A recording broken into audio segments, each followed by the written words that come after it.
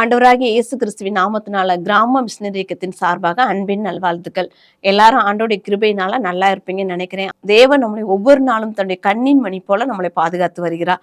இந்த நாள்ல கூட ஆண்டவர் நம்மளோடு இடைப்படும்படியாக ஒரு வசனத்தை நம்ம தியானிப்போம். யோவான் 3:16 வசனம். தேவன் தம்முடைய ஒரே பேரான குமாரனை விசுவாசிக்கிறவன் எவனோ அவன் கெட்டு போகாமல் நித்திய ஜீவனை அடையும்படிக்கு அவரை தந்தலி இவ்வளவாய் உலகத்தில் அன்பு கூர்ந்தார். ஒரு பெரிய காடு, அந்த காட்டுல நிறைய பறவைகள், மிருகங்கள் நிறைய வாழ்ந்துட்டு வந்துச்சு. எதிர்பாராத ஒரு நேரத்துல அந்த காட்டுல தீ பிடிச்சு எரிய ஆரம்பிச்சிருச்சு. ஒவ்வொரு பறவைகளா தப்பிச்சு ஓடுது, மிருகங்கள் தப்பிச்சு ஓடுது. ஒவ்வொரு பறவைகளும் தப்பிச்சு தப்பிச்சு ஓடுச்சு. நிறைய மிருகங்கள் அதுல இறந்து போயிடுச்சு. நிறைய மிருகங்கள் காயப்பட்டுருச்சு. அப்ப அங்க தீயணைப்பு வீரர்கள் அந்த தீயை அணைக்கிறதுக்காக தன்னுடைய முயற்சியெல்லாம் எடுத்துட்டு இருக்கிறாங்க. தண்ணியை ஊத்தி அந்த தீயெல்லாம் அணைச்சுக்கிட்டே இருக்கிறாங்க. ஓரளவுக்கு தீயெல்லாம் கட்டுப்பாட்டுக்குள்ள கொண்டு வந்த பிறகு அந்த தீயணைப்பு வீரர்கள் நினைச்சாங்க, நம்ம போய் இந்த காட்டுல எத்தனை மிருகங்கள் செத்துருக்குன்னு சொல்லிட்டு நம்ம பார்த்துட்டு வரலாம் அப்படின்னு சொல்லிட்டு ஒரு சர்வே எடுக்கிறதுக்காக அந்த காட்டுக்குள்ள போனாங்க. அப்படி போய்கிட்டே இருக்கும்போது ஒரு கோழி அப்படி ரெக்கைகளை விரிச்சு அந்த இடத்துல படுத்துருந்துச்சு. அவங்க நினைச்சாங்க அந்த கோழி இறந்து போய் படுத்துருக்கு அப்படி சொல்லி நினைச்சிட்டு ஒரு கம்பை வச்சு அதை அப்படி தள்ளினாங்க. பார்த்தா அந்த கோழியோட பிள்ளைகள் எல்லாமே அப்படி உயிரோட அந்த கோழியின் அடியில இருந்து அப்படி கீச்சு கீச்சு கீச்சுன்னு சவுண்டு போட்டுட்டு வெளியில வந்துச்சு. அதை பார்த்த உடனே அந்த ராணுவ வீரர்களுக்கு ரொம்பவே கலக்கமாயிருச்சு. ஒரு கோழி தன்னுடைய பிள்ளைகள் சாகக்கூடாது அப்படின்றதுக்காக தன்னுடைய உயிரை தியாகம் பண்ணி நான் செத்தாலும் பரவாயில்ல, என் உயிரோட என் பிள்ளைங்களுடைய உயிர் தான் முக்கியம்னு சொல்லிட்டு அதை காத்திருக்கே அப்படின்னு சொல்லிட்டு அவங்க ரொம்பவே ஆச்சரியப்பட்டாங்கங்க. அதே போலதான் நம்முடைய ஆண்டவராகிய இயேசு கிறிஸ்து தன்னுடைய உயிர் போனாலும் பரவாயில்ல, ஆனா என் பிள்ளைங்களை நான் எவ்வளவு நேசிக்கிறேன்னா தேவன் தன்னுடைய ஒரே பேரான குமாரனை நமக்காக தந்தரலி இவ்வளவாய் உலகத்தில் அன்பு கூர்ந்தேன்னு சொல்றாரு.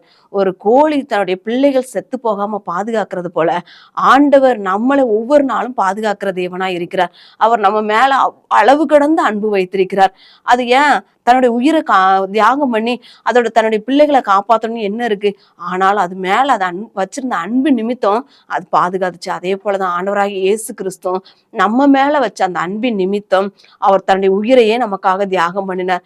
அவர் தன்னுடைய உடலை உளப்பட்ட நிலம் போல அடிப்பதற்கு ஒப்பு கொடுத்தார். அப்படிப்பட்ட தேவன் என் பிள்ளைங்க என்னிடத்துல அன்பு செலுத்தாதா அப்படின்னு சொல்லிட்டு காத்து கொண்டிருக்கிறார். இன்னைக்கு நம்ம வாலிப வயதுல இருக்கிற நம்ம என்ன செய்யறோம் அப்படின்னு சொல்லிட்டு நீங்க கொஞ்சம் யோசித்து பாருங்களேன்.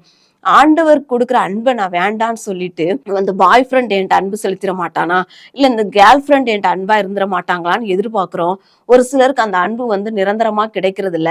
ஒரு சிலருக்கு கிடைச்சாலும் ஒரு ரொம்ப ரொம்ப நாள் அது போகிறது இல்ல. அப்படி போகாம இருக்கும்போது ஐயோ என்ன நான் நேசிச்சவே என்னை விட்டுட்டு பிரிஞ்சுட்டானேன்னு சொல்லிட்டு தவறான முடிவை எடுக்கிறதுக்கு சான்ஸ் இருக்கு. ஆனா அப்படிப்பட்ட அன்பு, மாறி போகிற அன்பை தேடி போகிற நீங்க நம்ம மேல அன்பு வைத்த அந்த இயேசு கிறிஸ்துட்ட உங்க வாழ்க்கையை நீங்க அர்ப்பணிச்சீங்க அப்படின்னு சொன்னா ஆண்டவராகிய இயேசு கிறிஸ்து உங்க வாழ்க்கையை மாற்றுவதற்கு, உங்களை நேசிப்பதற்கு அவர் ஆவலோடு காத்து கொண்டிருக்கிறார். அந்த நேசிக்கிற தெய்வத்திட்ட உங்க வாழ்க்கையை கொடுங்க. அவரிடத்துல அன்பு செலுத்துங்க. ஒரு அஞ்சறிவுள்ள கோழி தன்னுடைய பிள்ளைகளை பாதுகாப்பதற்கு தன்னுடைய உயிரே தியாகம் பண்ணினது போல அதை படைத்த இயேசு கிறிஸ்து, உன்னையும் என்னையும் படைத்த அந்த இயேசு கிறிஸ்து தன்னுடைய உயிரை கொடுத்து அவர் இவ்வளவா இந்த உலகத்துல அன்பு கூர்ந்து என் பிள்ளைகிட்ட நான் அன்பு கூறுறேன், அந்த பிள்ளை என்னை நேசிக்கன்னு எதிர்பார்த்து காத்திருக்கிற அந்த ஏசப்பாட்ட உங்களுடைய வாழ்க்கையை அர்ப்பணிங்க. ஆண்டவர் உங்க வாழ்க்கையை அநேகருக்கு ஆசீர்வாதமான பாத்திரமாய் மாற்றுவார் என்பதுல எந்த விதமான சந்தேகமும் இல்லை. அன்பான கண்மணி பிள்ளைகளே, உங்க வாழ்க்கையில நீங்க ஆண்டவரை மட்டும் நேசிங்க. அவரிடத்துல மட்டும் அன்பு செலுத்துங்க. ஆண்டவர் உங்க மேல அன்போடு நீங்க கொடுக்குற அன்புக்காக எதிர்பார்த்து காத்திருக்கிற அந்த தேவனிடத்துல நீங்க அன்பு செலுத்துவீங்களா? ஒரு நிமிடம் நாம் கண்களை மூடி நாம் ஜெபிப்போம். அன்புள்ள ஏசப்பா, நீர் தந்த இந்த நல்ல நேரத்துக்காக மெஞ்சோடு ஸ்தோத்திரிக்கிறோம் சுவாமி. ஆண்டவரே, நீர் எங்கள் மேல் எவ்வளவாய் அன்பு வைத்திருக்கீங்களே ராஜா. ஆண்டவரே, உடைய உயிரையே எங்களுக்காக தியாகம் பண்ணியிருக்கீங்கப்பா. எங்க மேல ஆண்டவரே இவ்வளவாய் அன்பு கூர்ந்தேன்னு சொல்லிடுறீங்களே சுவாமி. ஆண்டவரே, இந்த உலகத்துல மாறி போகிற அன்பிற்காக அலைந்து கொண்டிருக்கிற ஒவ்வொரு பிள்ளைகளையும் நீர் சந்திப்பீராக என்று கூட ஜெபிக்கிறோமப்பா.